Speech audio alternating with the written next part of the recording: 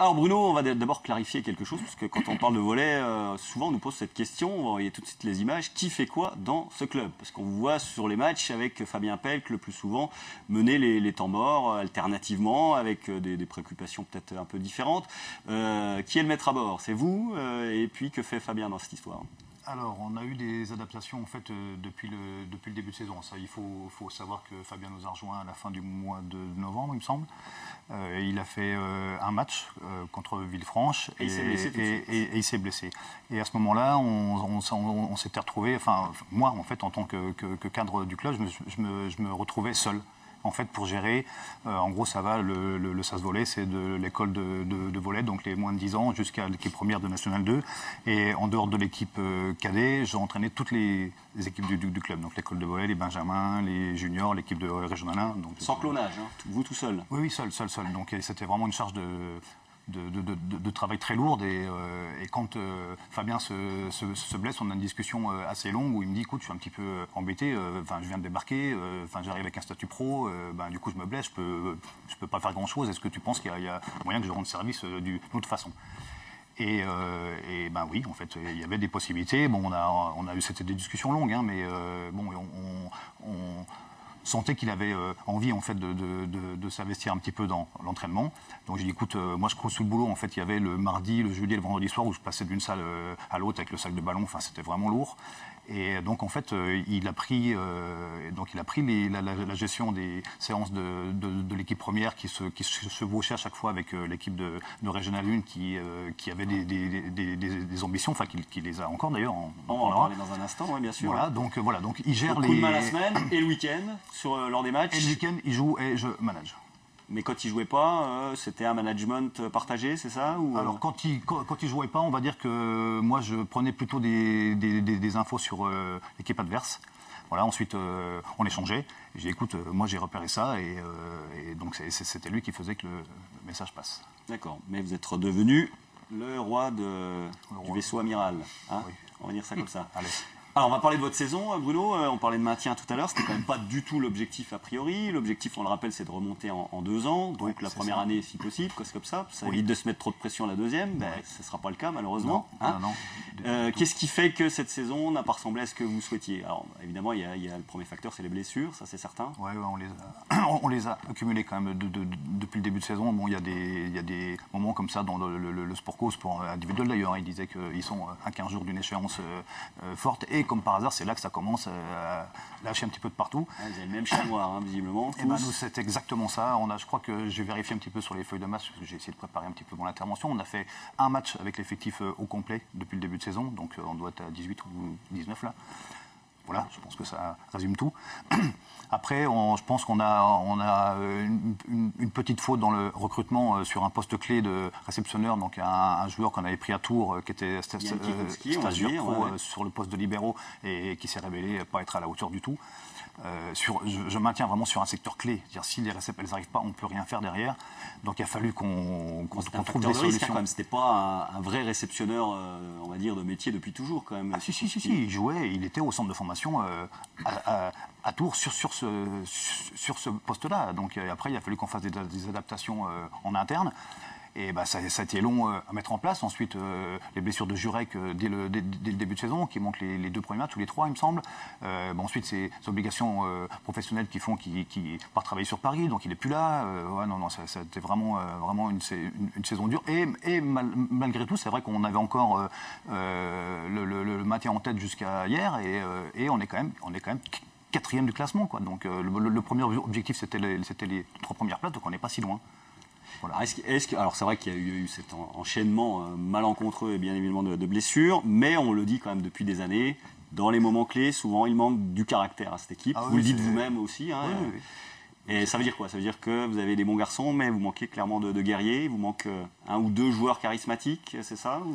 On pensait quand même que l'arrivée de Pelk, qui est lui dans ce profil-là, hein, c'est pas hasard si on est allé le prendre, allait vraiment transcender les autres en fait. Et donc non, lui il se transcende lui, mais on manque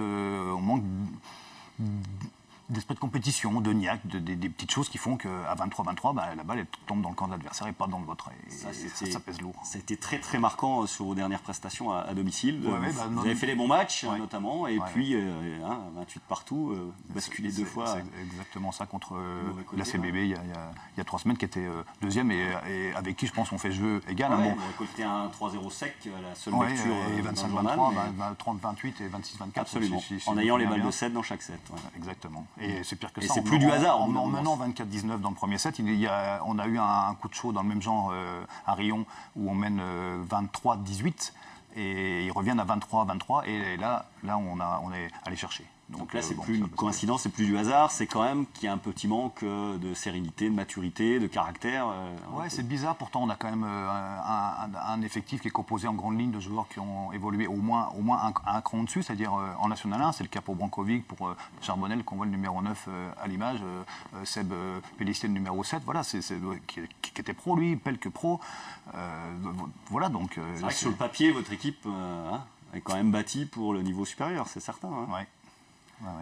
Et c'est sport vosgien, j'ai l'impression. Sport co-vosgien, entre le hockey, le hand, à part les filles, j'ai l'impression que c'est tous un peu le même scénario. Déjà au hockey, c'est pareil, on se sauve quand même sur la fin. Enfin, on va en playoff, mais c'est limite. C'est vrai, Raon l'étape aussi. On en parlait il y a 15 jours avec Richard Désiré, cette série de blessures. Docteur. C'est un psy qu'il faut, je pense. Là, alors, on va parler quand même d'avenir, puisque maintenant, on a dit que vous avez sauvé l'essentiel. L'avenir, donc, c'est la saison prochaine, avec cet objectif qui sera de monter en N1. Vous confirmez que ça sera clairement affiché? Oui, nous, on est, si vous voulez, on a à peu près les idées claires par rapport à ça. On pense que pour exister sur la place de Épinal dans le sport co, voilà, on a fait le tour un petit peu. Il faut qu'on soit en National 1. Puis par rapport au vécu du club qui est sans interruption en championnat de France depuis 34 ou 35 ans, je ne me souviens plus, avec des passages en Pro A, en Pro B. Voilà, c'est le niveau minimal, on a envie de dire. Oui, parce que on se rend compte, et on dit tous un petit peu, le sport pro c'est vraiment un monde autre, mais la National 1, donc chez nous c'est Pro A, Pro B, donc les 2 niveaux pro, la National 1 représente le plus haut niveau amateur. Voilà, moi je pense qu'on a les structures, un outil de travail vraiment avec la salle de Viviani qui se prête bien. Voilà, donc sur le très court terme, il faut qu'on arrive à retrouver. Alors comment on fait? On garde la même équipe, on la renforce, c'est aussi simple que ça, ou il y aura d'autres ajustements? D'autres ajustements. Sachant que votre marge de manœuvre est étroite, c'est 3 mutés, c'est ça? C'est ça, 3. Donc il faut qu'on garde une base. On pense que, en tout cas, sur les relations qu'on a avec les joueurs qui sont au club, on est plutôt sur de l'investissement sur le moyen terme. Donc, y compris Fabien Pelk, Sébastien Pellissier, qui étaient donc professionnels l'année dernière, qui sont partants pour une deuxième saison à ce niveau-là. C'est pas tout à fait le même cas pour l'un comme pour l'autre. Pour l'un et pour l'autre, Fabien Pelk était au chômage au début de l'année. Dans sa tête, il était encore joueur pro. Je pense que c'est en train de basculer là, tout doucement. Donc si ça bascule encore un tout petit peu et qu'il devient entraîneur-joueur, donc je pense qu'il restera. Seb, lui, il est sur un poste club. Donc voilà. Donc lui, normalement, il n'y a pas trop. Oui. En tous les cas, l'idée, c'est de bâtir autour de ce groupe-là et de rajouter une ou deux plus-values. 2 réceptionneurs forts. Parce que là, c'est vraiment, on est en difficulté toute la saison. On sait qu'on a vraiment un maître à la passe avec Brankovic, donc il faut vraiment qu'on lui amène les ballons. Et donc pour ça, il nous faut 2 réceptionneurs stables. Et un central costaud aussi. Vous avez des cibles là-dessus? Peut-être. Non. Je sais pas. J'ai ouï dire. Oui, on travaille un petit peu sur ce dossier-là aussi. Oui. Bon, on vous souhaite en tous les cas le meilleur. C'est vraiment le plaisir là pour finir la saison. Ça va être en roue libre ou vous donnez des objectifs, aller embêter Calais ou aller. C'est délicat de finir comme ça. On sait qu'on n'a plus rien à jouer quand même. Oui, mais voilà, le constat, c'est ça. On est engagé dans un système de compétition. Donc, qui est un objectif ou pas, il y a un adversaire en face. Donc, le but, quand même, c'est de prendre le dessus. Donc, il nous reste, on reçoit à Loin, on va à Calais et on reçoit Mulhouse. J'aimerais bien au moins qu'on gagne les 2 matchs à domicile, si possible, en offrant un tout petit peu de spectacle, parce que ça n'a pas toujours été le cas cette saison.